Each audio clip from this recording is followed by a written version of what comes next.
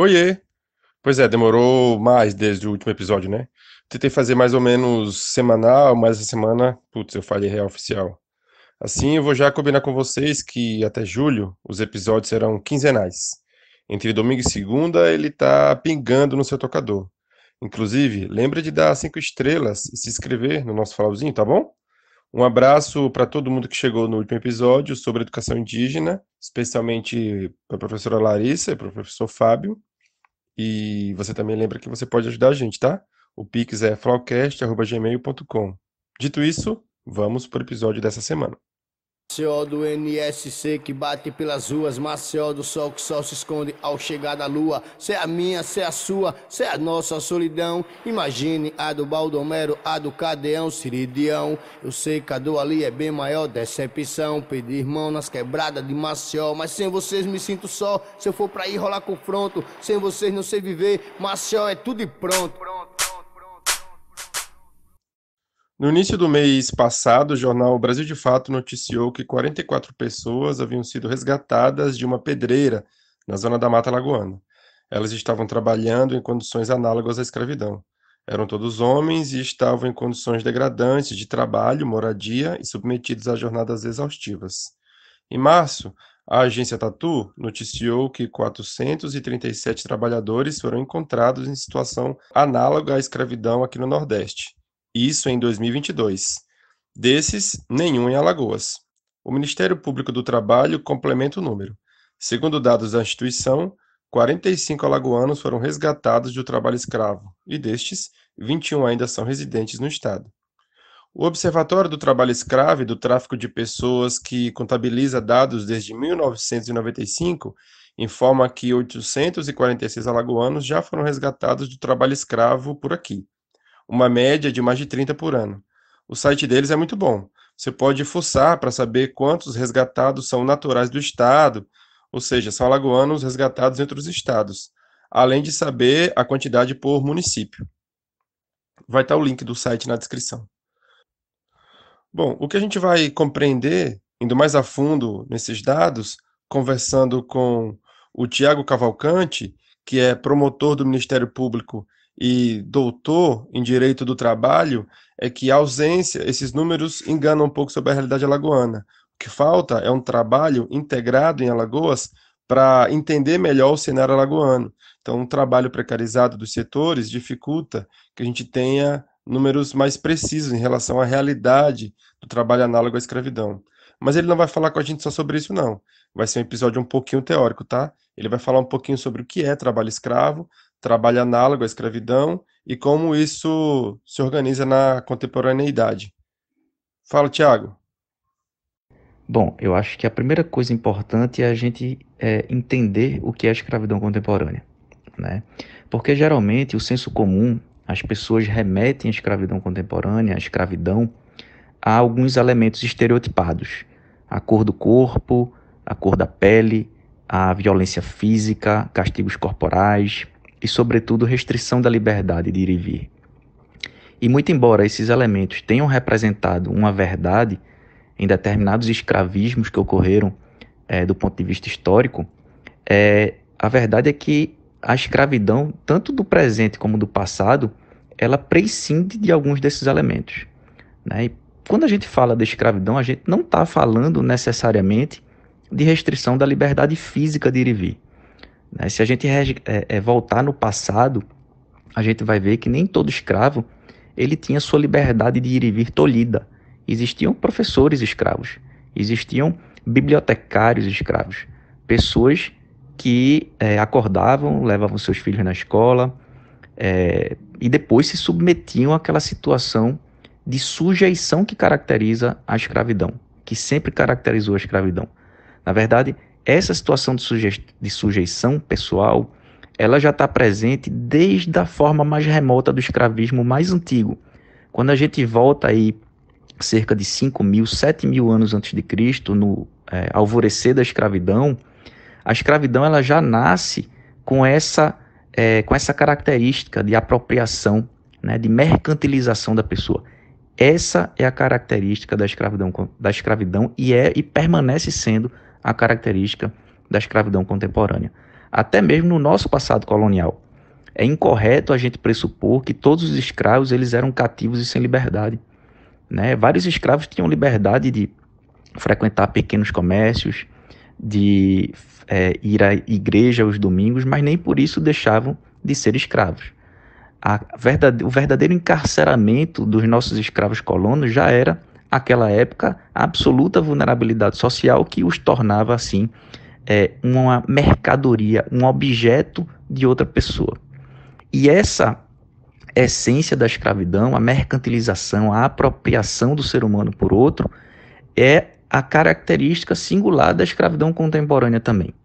Então, quando a gente fala de escravidão contemporânea, a gente está falando basicamente da mesma escravidão que ocorria no passado, porém, como essa escravidão que ocorria no passado ela já não é mais permitida, ou seja, eu não posso ser proprietário de outra pessoa, nenhum ser humano pode ser proprietário de outra pessoa, a gente chama de escravidão contemporânea a essa situação de apropriação que ocorre na sociedade contemporânea que já não é mais permitida, né? Então, quando a gente fala de situação análoga à escravidão, a gente está falando de uma situação que se assemelha bastante àquelas condições de vida e de trabalho dos nossos escravos colonos. E o legislador brasileiro ele foi muito feliz ao estabelecer as hipóteses de caracterização do trabalho escravo contemporâneo ou do trabalho análogo à escravidão, como prefira chamá-lo, né? São os trabalhos, é o trabalho forçado, né? São 4 hipóteses de caracterização. O trabalho forçado, que é de fato aquele trabalho onde o elemento volitivo ele não está presente, ou seja, o trabalhador não se oferece de espontânea vontade ou não consegue se desvincular de espontânea vontade de um contrato de trabalho. Essa é a primeira hipótese de caracterização. A segunda hipótese de caracterização são as condições degradantes de trabalho. E quando a gente está falando de condições degradantes de trabalho, a gente está falando de tratar o trabalhador como um bicho, né? Ou seja, quando a gente faz resgates de trabalhadores em situações degradantes, a gente está falando de trabalhadores que não têm água potável para beber, trabalhadores que dormem com vaca, com porco, com animais e que levam a vida como se fossem animais, né? A terceira hipótese são as jornadas exaustivas, e a jornada exaustiva não é simplesmente uma jornada prolongada, é a jornada que, de tão exaustiva, mas tão exaustiva, o trabalhador ele é submetido à fadiga, podendo inclusive levá-lo à morte, né? E a quarta hipótese de caracterização do trabalho escravo contemporâneo é a restrição de locomoção em razão de dívidas contraídas com o empregador, que é uma característica que já estava presente inclusive nos nossos escravos colonos, né? Então, assim, quando a gente fala de escravidão contemporânea ou trabalho análogo de escravo, que é a mesma coisa, a gente tem 4 hipóteses de caracterização e o trabalho degradante é apenas uma dessas hipóteses de caracterização do trabalho escravo contemporâneo. Bom, na sua tese você fala um pouco sobre como as escravidões se perpetuam na sociedade contemporânea, né? Como é que se manifesta isso nos dias atuais? Essa pergunta ela é muito importante, porque se o senso comum ele remete a escravidão a alguns elementos estereotipados, ele também remete a escravidão de forma errônea ao passado, né? Na verdade, quando a gente fala de escravidão e de capitalismo, a gente está falando de algo inerente à sociedade capitalista, que é a escravidão.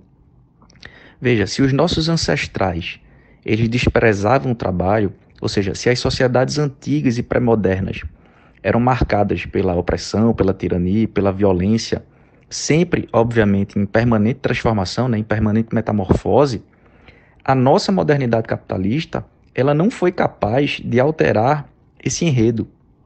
Na verdade, o declínio da sociedade feudal e o alvorecer do capitalismo não significaram a consagração da humanidade, a consagração da liberdade para todos os seres humanos, como propõe a teoria liberal. Na verdade, o alvorecer do capitalismo representou a perpetuação da ausência de liberdade, da ausência de humanidade.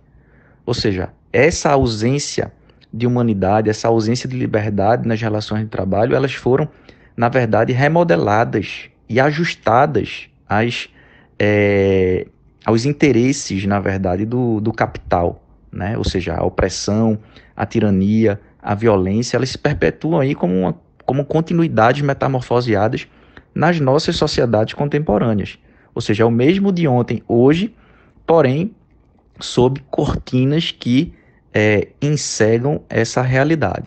A verdade é que a gente ainda vive um imenso déjà vu, ou déjà vu, né, que significa aí uma realidade já vista, uma realidade já vivida.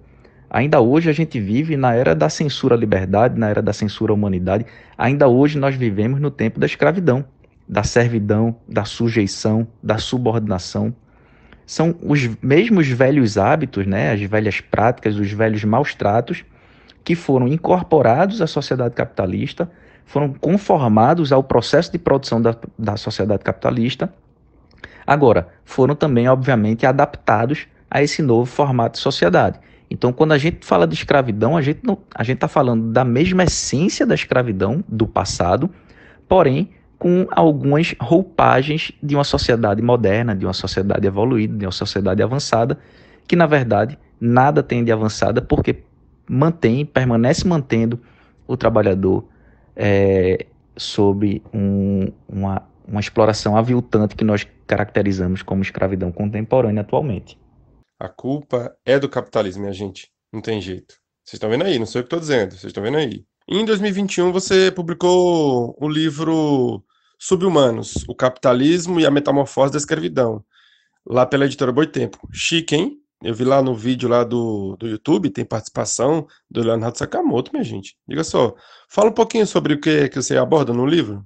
Veja, um dos grandes objetivos do livro mais recente que eu publiquei pela editora Boitempo, que é o livro Subhumanos, é analisar exatamente as várias faces da exploração do trabalho humano no contexto das nossas sociedades contemporâneas, que é, na verdade, a sociedade capitalista, né?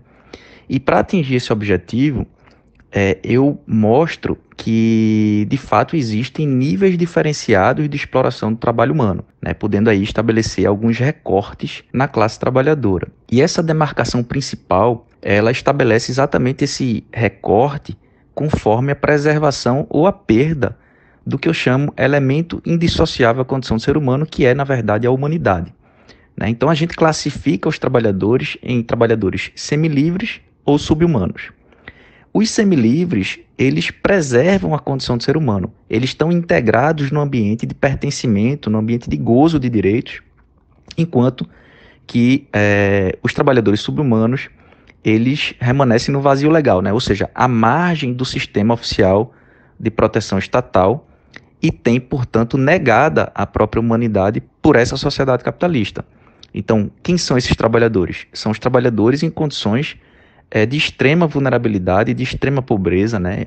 São aqueles trabalhadores explorados por intermédio dos métodos mais cruéis, mais perversos, como a escravidão, como é a servidão, né? Então, são esses trabalhadores que nós designamos de trabalhadores subhumanos. Na verdade, a gente mostra também no livro que os arranjos coloniais, alguns arranjos coloniais, ainda estão muito presentes, muito impregnados nas relações de trabalho contemporânea.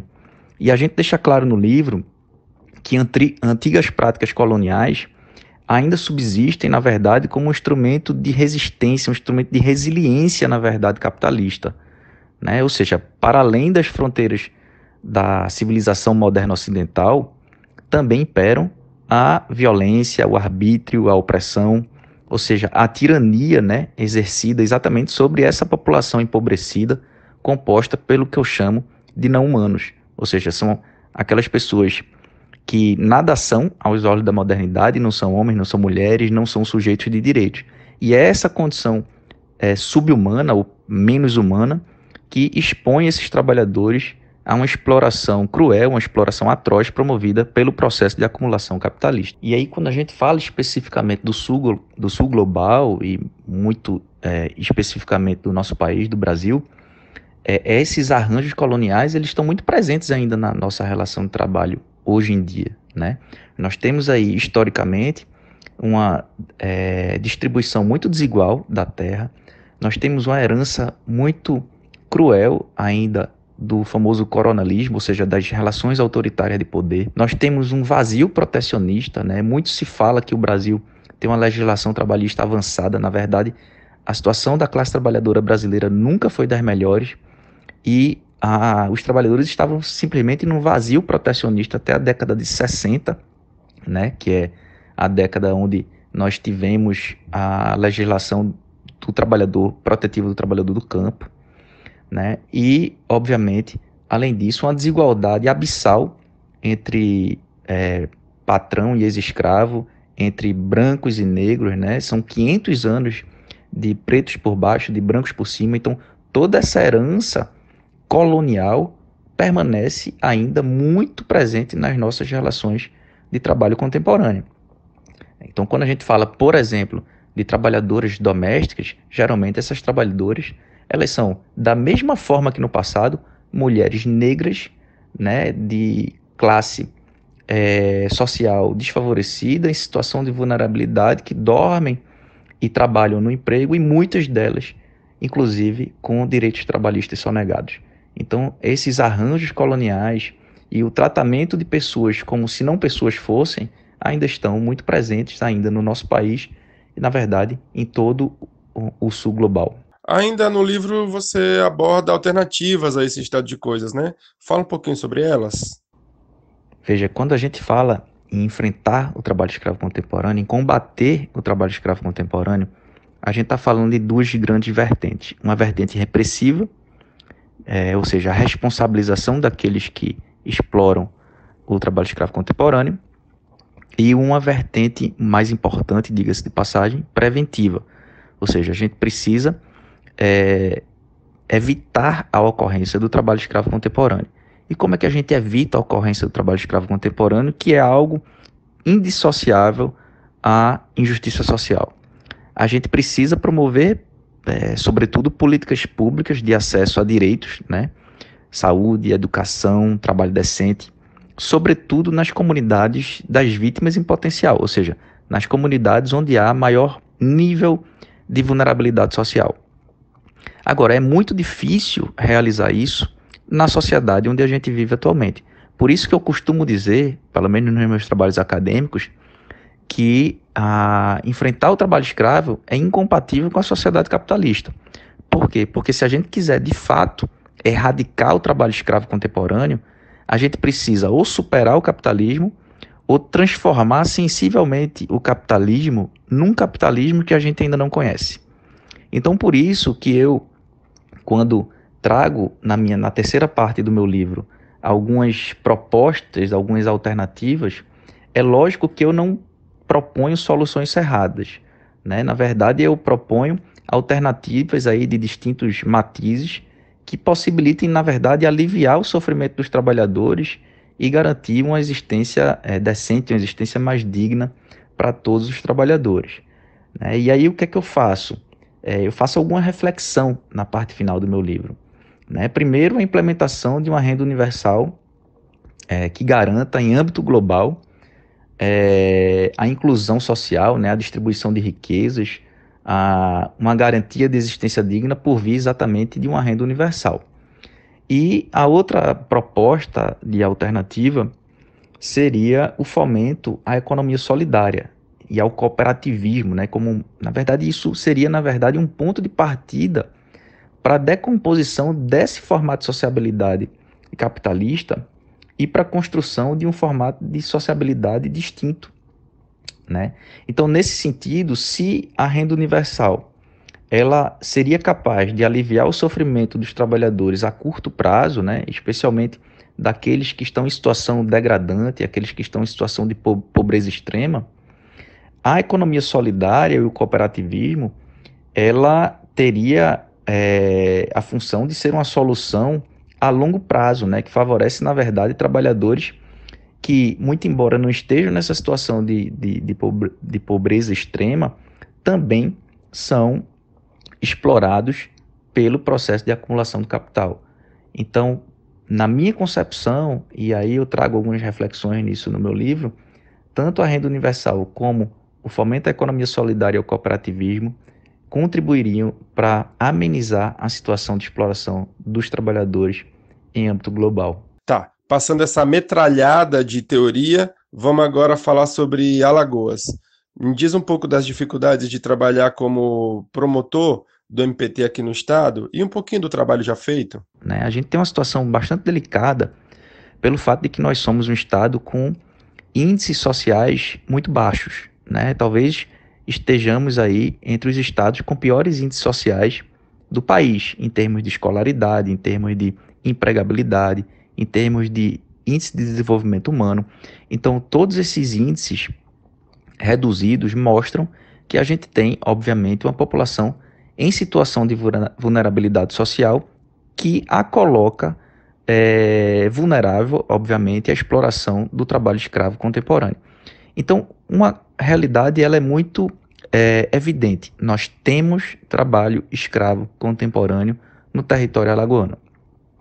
O grande problema é que o estado de Alagoas é um dos poucos estados da federação que ainda não tem uma COETRAI, ou seja, uma Comissão Estadual de Erradicação do Trabalho Escravo, né? Uma comissão voltada para reunir todos os órgãos que eventualmente lidam com o problema, que tratam do problema, e também com a sociedade civil organizada, né? Ou seja, a gente não tem um fórum de debate sobre o trabalho escravo contemporâneo em âmbito estadual, e isso faz com que nós não tenhamos denúncias, nós não tenhamos uma mobilização estadual de combate ao trabalho escravo. Então, infelizmente, nós ainda temos números muito baixos de resgate em nosso território, por conta do número de denúncias também muito reduzido, né, de trabalho escravo contemporâneo.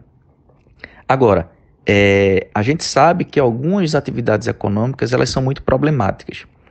O setor canavieiro ele já foi muito problemático, já foi o setor econômico onde houve, de fato, o maior número de resgate de trabalhadores em condição análoga de escravo no nosso estado de Alagoas.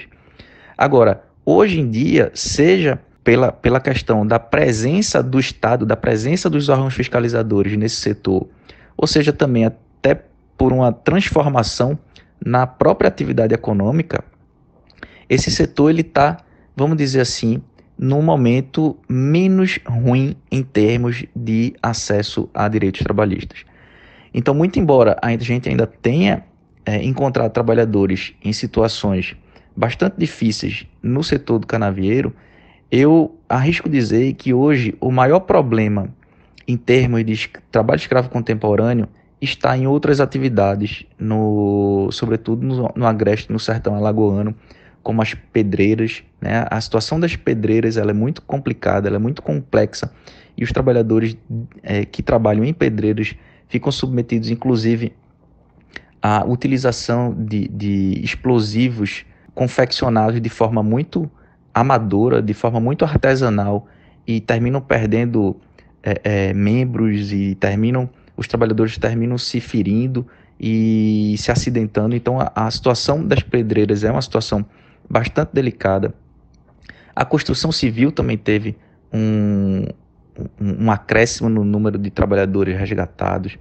O pessoal que trabalha também com farinha de mandioca também teve um resgate muito numeroso, porque a gente precisa também melhorar as condições de vida e de trabalho das pessoas que trabalham na atividade da farinha de mandioca. Então, assim, a gente tem hoje no estado de Alagoas algumas atividades econômicas que elas são ainda muito problemáticas e que a gente precisa aí, e que merece, obviamente, um olhar mais cuidadoso, mais especial por parte dos órgãos públicos fiscalizadores e das autoridades que têm poder de implementação de políticas públicas para essa população, para essa comunidade. Nós do MPT normalmente trabalhamos bastante com a repressão ao trabalho escravo contemporâneo, sobretudo na sua vertente da repressão civil trabalhista, né? Ou seja, nós quando resgatamos trabalhadores e observamos que de fato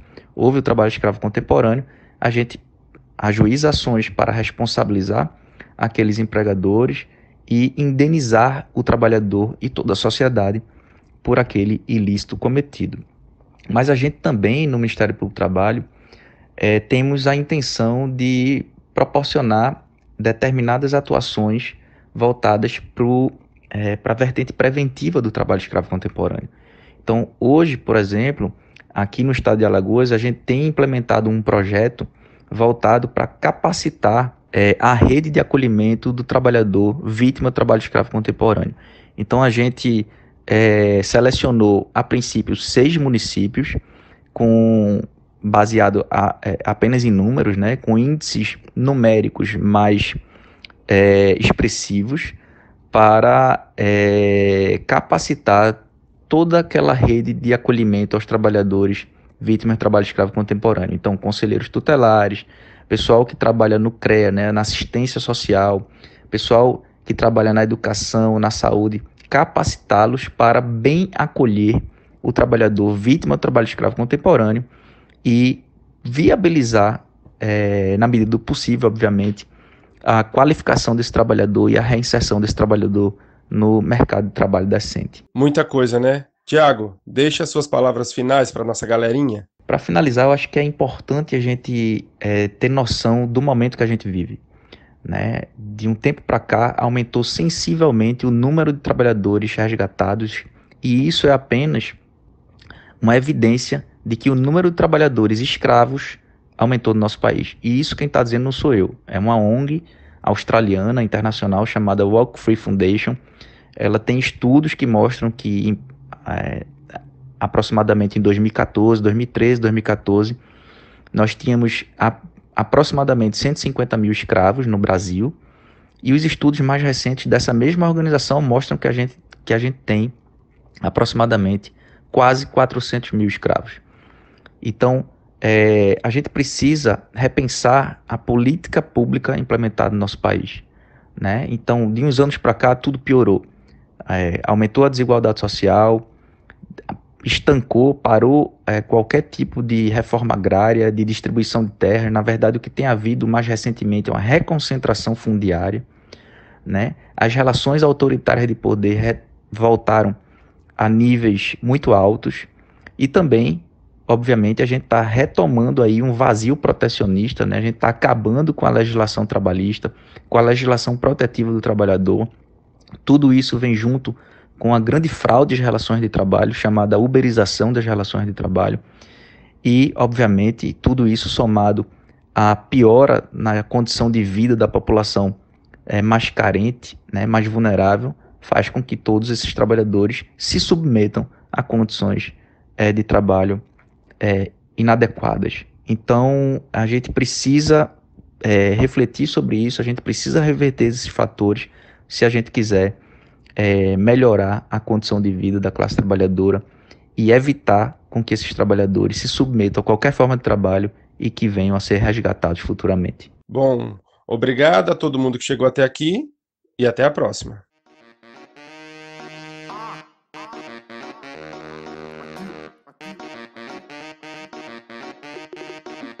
Isso é Dani Bones.